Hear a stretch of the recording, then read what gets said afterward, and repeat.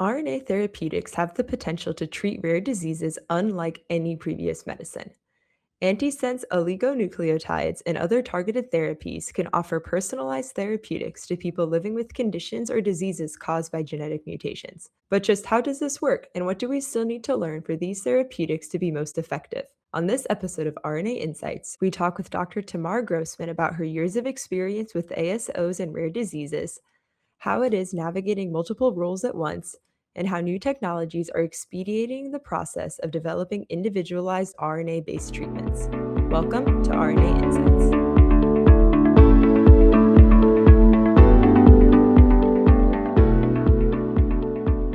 Hi, would you like to go ahead and start just by introducing yourself and talking a little bit about yourself?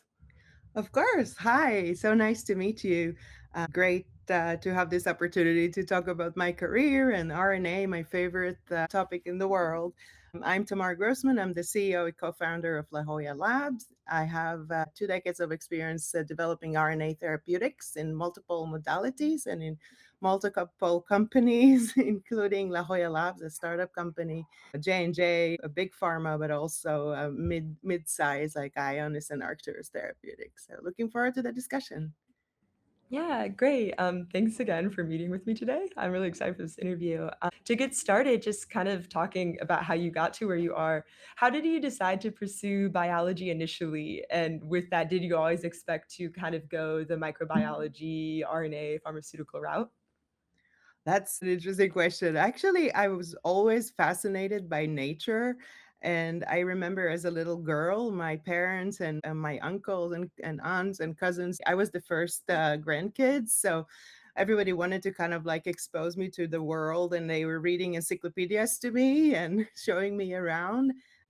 My dad grew up in a farm, so I would go visit my parents, and with my parents I would visit my grandparents' house, and we'll go around the farm, collect the flowers, and ask questions. So ever since I was a little girl, I was interested in science and nature and animals. And I think when I had to decide on the path that I'm taking, I decided to go through to biology, and I was accepted to a special program in Israel where you go to university before you join the army, and then you serve as a professional. And that was kind of some exams that they selected the gifted kids to go in that program. And I picked biology.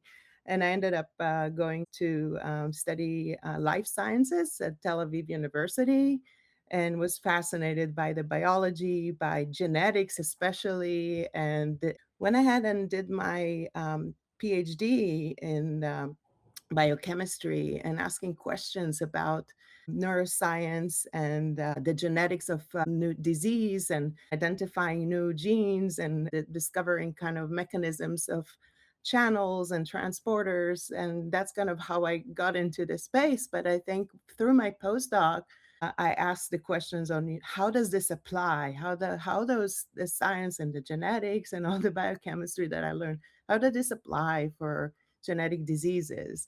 And I did my postdoc at UCSD in a lab that used animal models to model genetic diseases.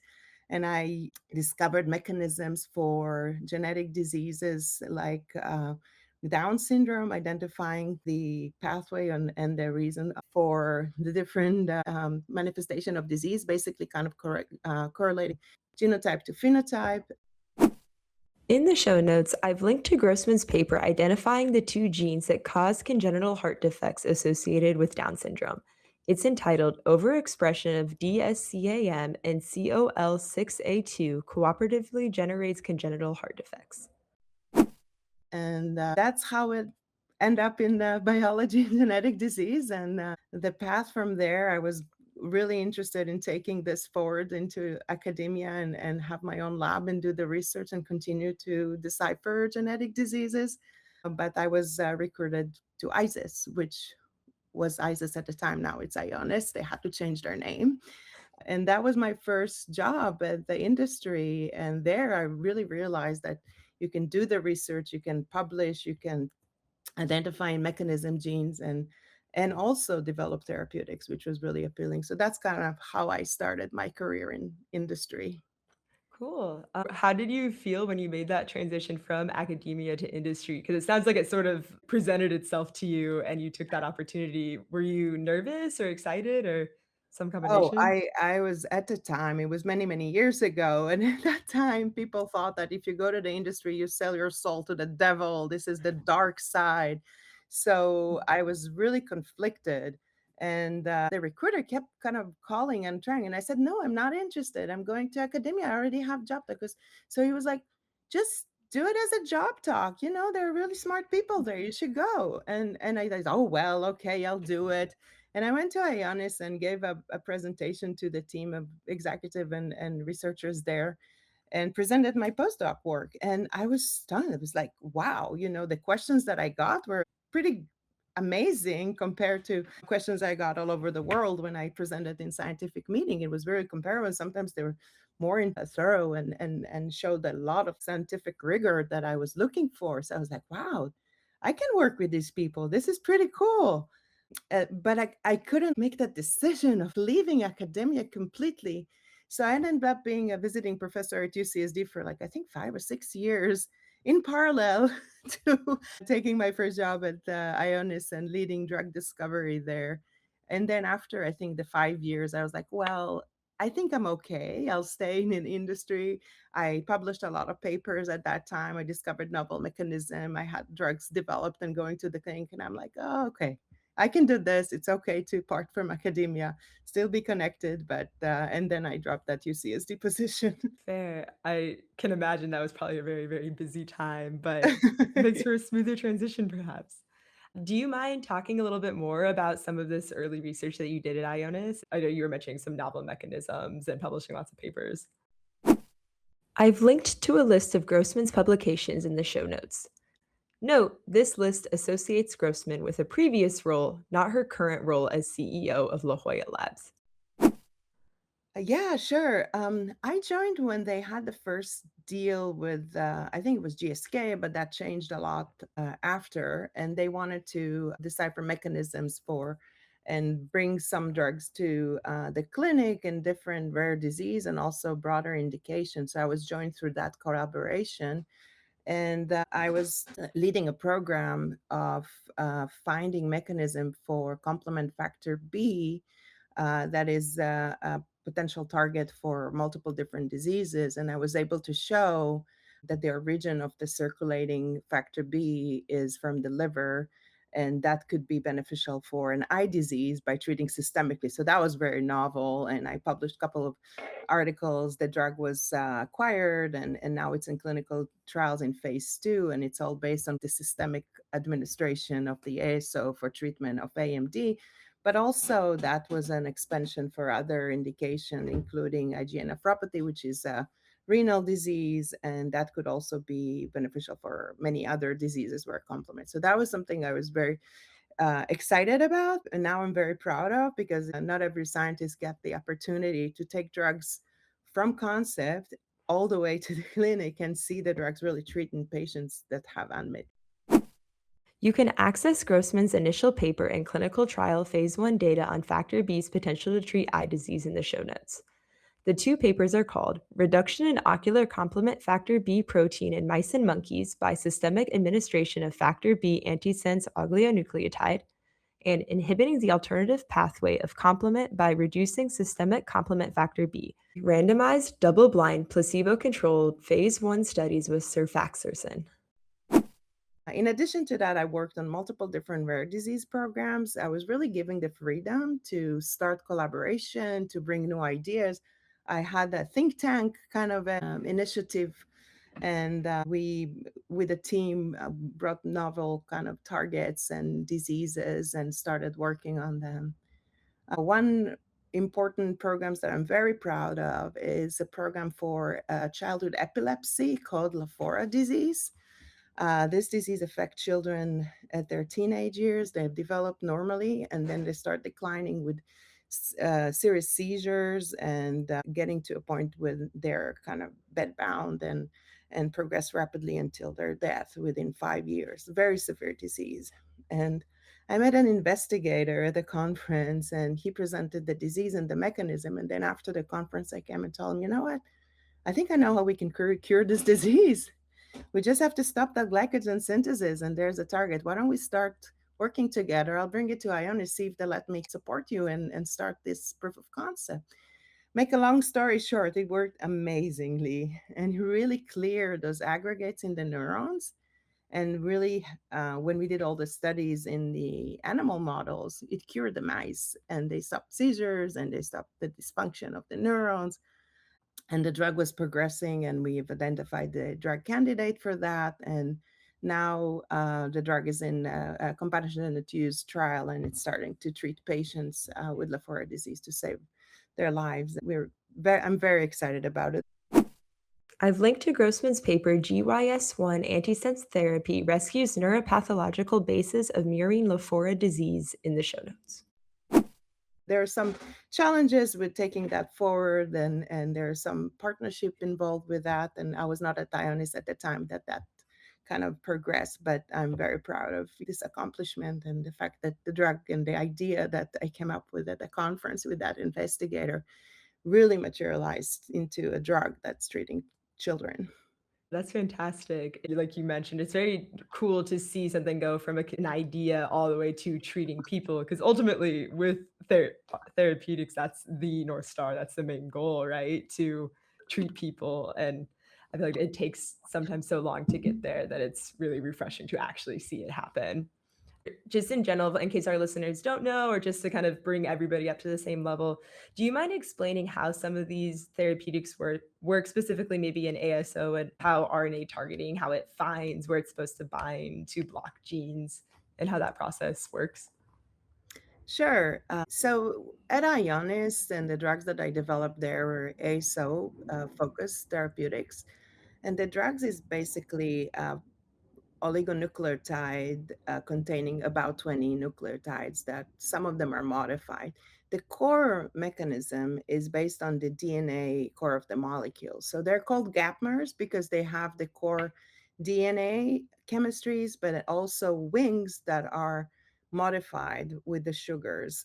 And the mechanism is that the ASO is entering the cell and the nucleus, finding the target mRNA, and by Watson-Crick pairing binds to the mRNA. So there's a duplex that's formed by the ASO and the mRNA. This is a DNA RNA duplex, and that's getting recognized by an enzyme called RNase H and then recruited to this duplex. And what happens next is the degradation of the mRNA.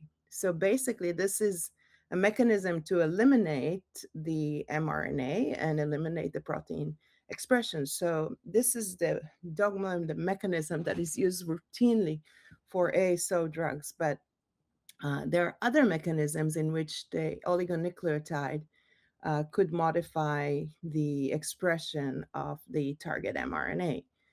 It could be by inhibiting protein binding, and this is a steric blocking. And for that, you use a ASO that is fully modified. It binds to the mRNA and prevents binding of certain proteins. So that could inhibit, on one hand, splicing, but also it can inhibit translation and other downstream mechanism that's related to the protein binding. So there are various different mechanisms. Spinraza is another example of a mechanism from splicing modulation. This is for spinal muscular atrophy. And this is a different mechanism than the degradation because this is modulating splicing and correcting the disease by making the normal protein at a higher level. So, to recap, RNA degradation is when the ASO binds to mRNA in the nucleus, recruiting the enzyme RNA-ACE to destroy the mRNA and stop protein expression. In steric blocking, the ASO binds to mRNA and blocks other proteins from binding, preventing mechanisms like translation or splicing.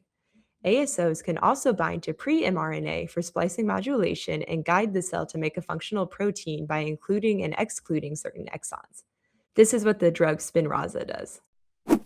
How do you decide which mechanism to use for different diseases? So at La Jolla Labs, we have a toolkit for modulating all different mechanisms. And we can do modulation of splicing, we can do down regulation, we can do an up regulation also for different target genes. And that's done by slightly different chemistries of the ASOs. So when we have a target, a disease foundation, or patients that come to us, we need the information on the specific mutation. That's very critical to know the disease gene and where the mutation is and what type of mutation. And also we need to know the mechanism. And based on that, we design the best therapeutics and the most appropriate one. For example, if it's a haploinsufficiency and there's one mutated gene and one normal, if you increase the levels of the normal gene, you can correct the disease. If it's a splicing mutation that eliminates a protein due to aberrant splicing, we can modulate that with splicing. If it's a toxic gain of function and you need to downregulate a gene, then we use the strategies for downregulation, either by RNase age mediated or splicing mediated with nonsense mediated decay. So there are all kinds of opportunity and mechanisms that we utilize and optimize to treat any disease. And the beauty of this with RNA therapeutics is the fact that any target and any disease mechanism is druggable. So far, we have developed over 50 different drugs with different therapeutics to patients with rare disease. I lost count, but we are working around the clock and getting a lot of interest from different patients in Rare Disease Foundation and also N of One, in which we are developing therapeutics for. Cool. I would love to dive a little bit more into your work with La Jolla Labs. You helped co-found the lab in 2021. How was that process of co-founding the lab, especially because I know you were also working at Johnson& and Johnson at the time? Correct. At that time, where my co-founder Jeff Milton and myself were thinking about starting La Jolla Labs, it was right around COVID time, and we were both at Arcturus Therapeutics company together, developing rare disease therapeutics. I was the head of rare disease there, and recruited Jeff to help me build the platform there. And then COVID happened, and the company shifted most of the resources to develop the vaccine, which was great because I gained experience with the mRNA therapeutics and vaccine and self-amplifying RNA and the lipid, but was very passionate about the rare disease and the project that we started and planned to start. And at that time, we just decided to leave Arcturus and start La Jolla Labs to really bring those opportunities and bring the option for patients with rare disease that want to develop personalized therapeutics. So we left Arcturus to start La Jolla Labs and start fundraising. And at that time, the world of RNA changed. So every company wanted to work on RNA in 2021. And I was recruited by the world, Pfizer, J&J, BMS, BioMarine, so on, and had to make the decision. So with Jeff, we decided he'll build it and then I'll come. So it was quite difficult because I decided to take the position at J&J. I was the global head for RNA gene therapy delivery, many different modalities, and a team of over 300 employees worldwide. And at the same time, I worked with Jeff to build La Jolla Labs. He built all the software, the AI tools, and together we built the lab, hired the employee, and started a portfolio to develop the RNA therapeutics for rare disease. It was quite challenging time, I have to say, trying to do everything at the same time while traveling the world and visiting my teams in Europe and East Coast and California, and when it made it happen. And about a year ago, I decided to transition full time to lead La Jolla Labs as we are transitioning to bringing more therapeutics to the clinic for the rare disease, but also for larger indications.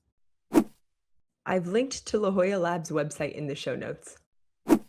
I can only imagine working on so many different things at once, let alone just with the stress of the pandemic as just a normal human being too, let alone with the working in the RNA therapeutic space, which was just booming at that time.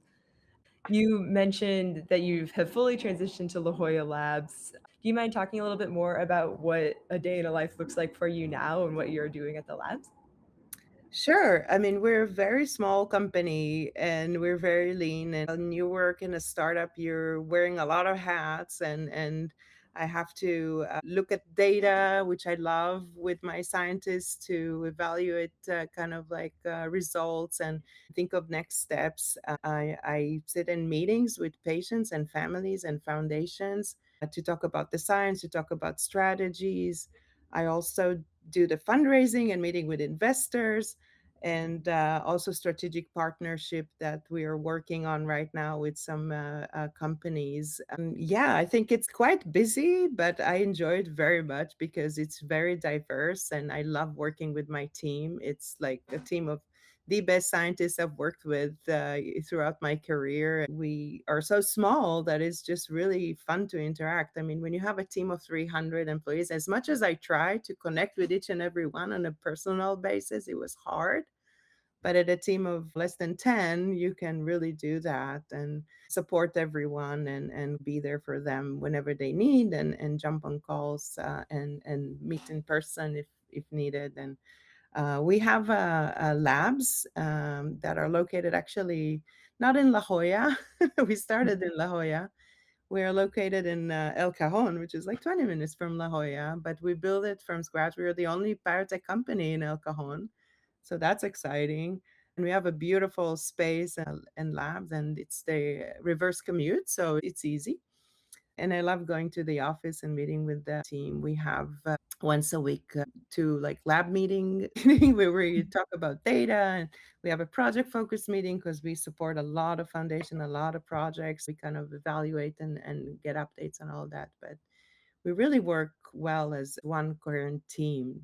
So that's really fun. That's awesome.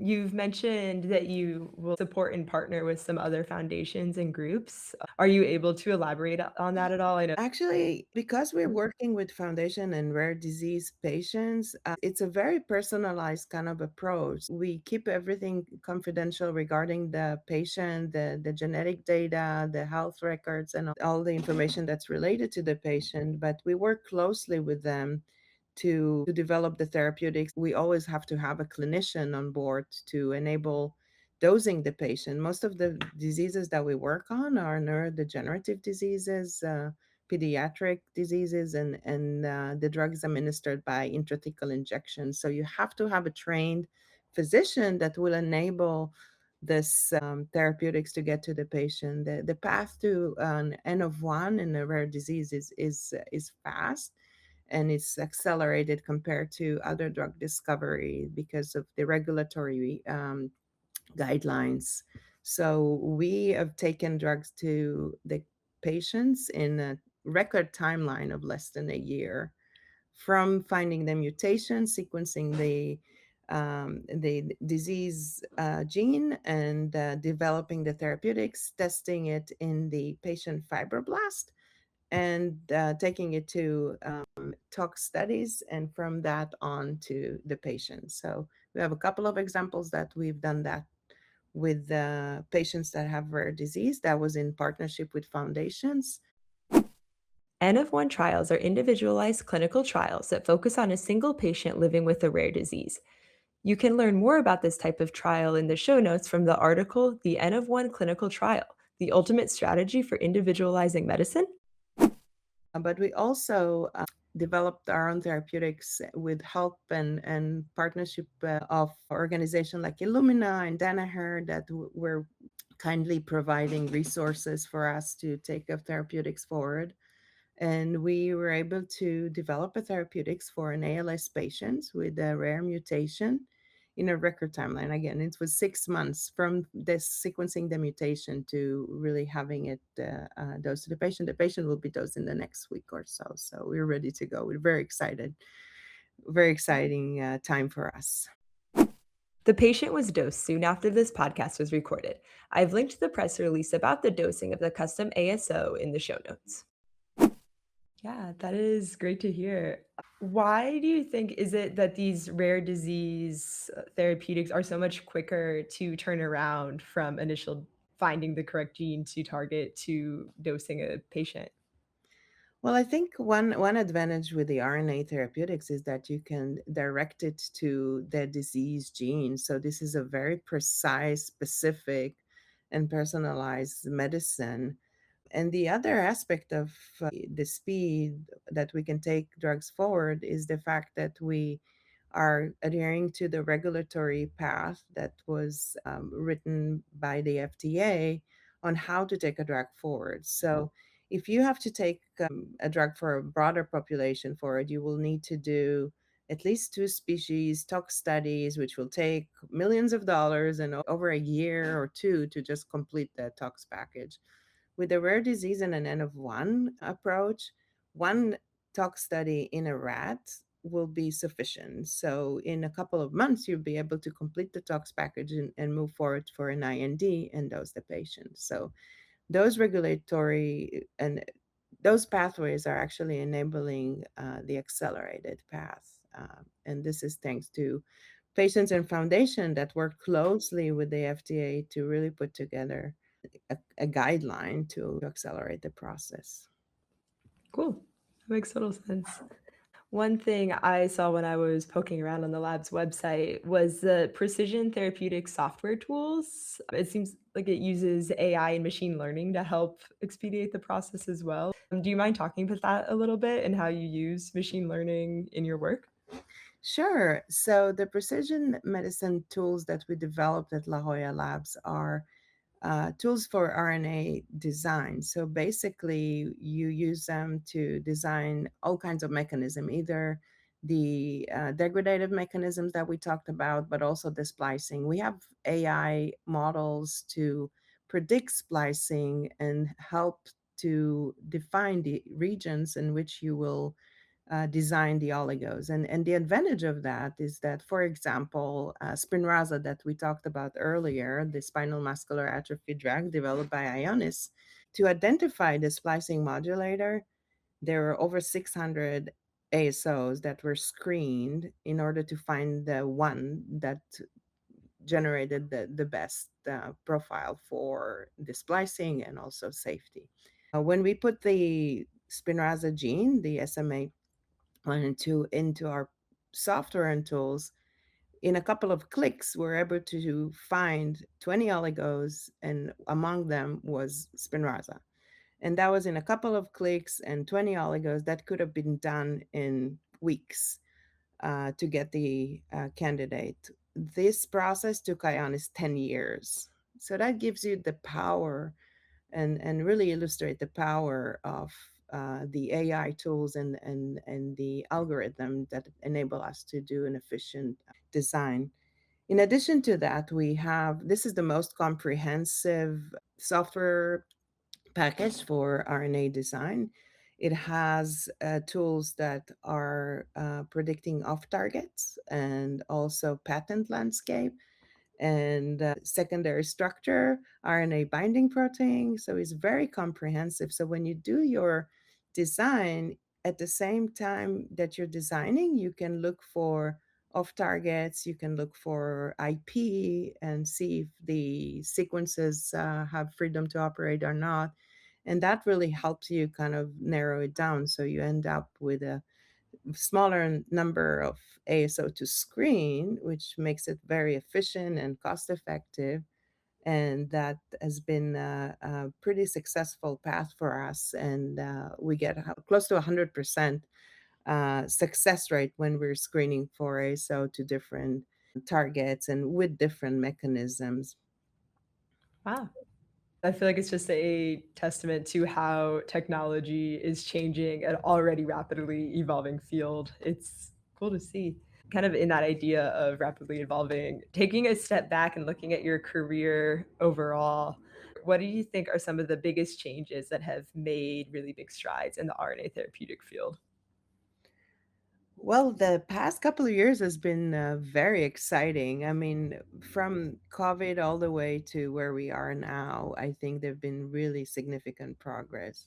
I mean, the fact that we can develop a vaccine in such accelerated timeline and save basically millions of people, that's pretty impressive. But that led to a lot of advancement in the mRNA space and also in the delivery. I think one field beyond that that I see a lot of progress when I go to all the meeting and I participate in a lot of conferences and panel and discussions, and I have this question always come up at meetings, and I think every year I see more and more progress in the space, and I think the area of extrahepatic delivery is progressing quite rapidly. So there are shuttles for crossing the BBB, which is pretty amazing, and we'll see more of those in the clinic soon. They're interesting targeting to kidney, to immune cells. The in vivo CAR T world is progressing quite rapidly in the past couple of years. We see it also in the big deals that were signed, but the actual data that's coming out of those companies is really exciting.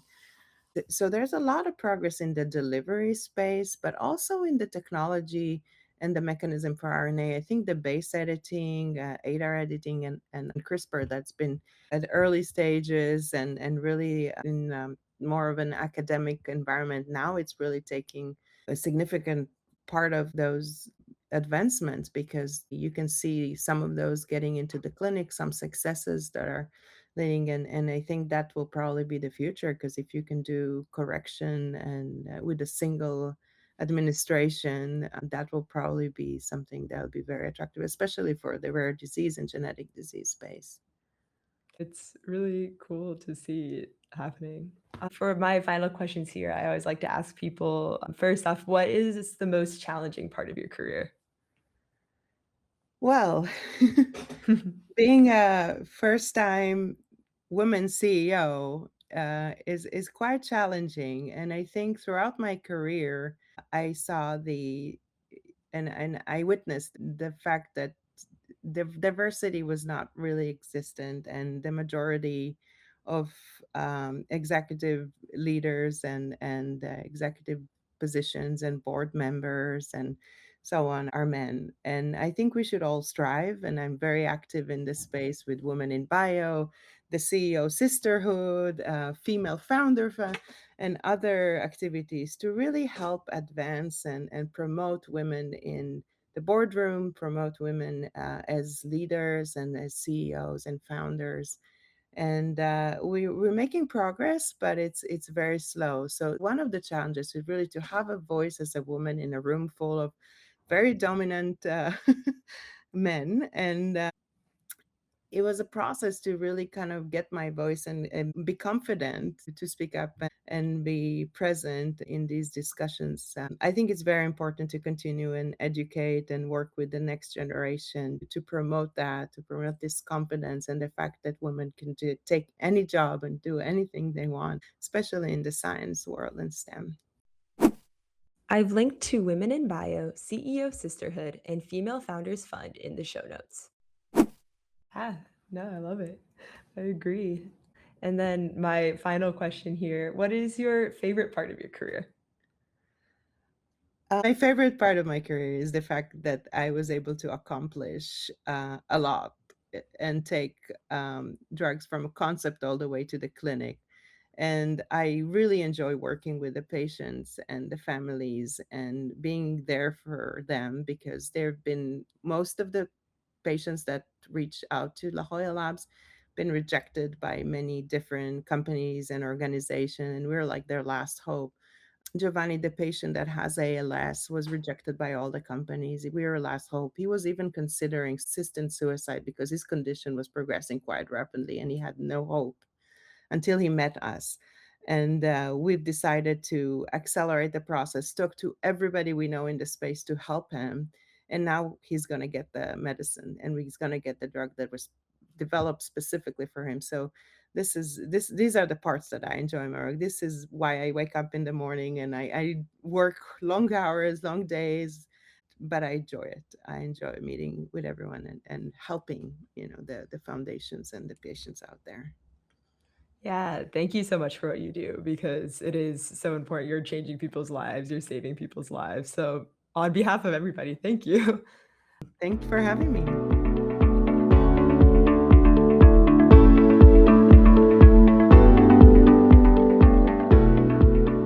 Thanks again to Dr. Tamar Grossman for joining this episode of RNA Insights. Before we leave, here are a few pieces of recent RNA therapeutics industry news. Ionis announced that the US FDA approved Triangolza, an ASO for severe hypertriglyceridemia. The approval follows phase 3 clinical trial results where the therapy reduced triglyceride levels and reduced acute pancreatitis events. Thalia Therapeutics announced that it acquired Semirna Therapeutics, which holds the exclusive license for the technology using myristin to treat acute myeloid leukemia. The acquisition involved 3.675 million euros for initial consideration and additional payments of up to 13 million euros. Atrium Therapeutics announced it received FDA investigational new drug clearance for its phase 1-2 trial of HER1072, an siRNA therapeutic to treat PRKAG2 syndrome, a rare genetic cardiomyopathy. The trial will study the safety and efficacy of the therapeutic. Thanks for listening to this episode of RNA Insights. Tune in next month when we talk with another RNA expert.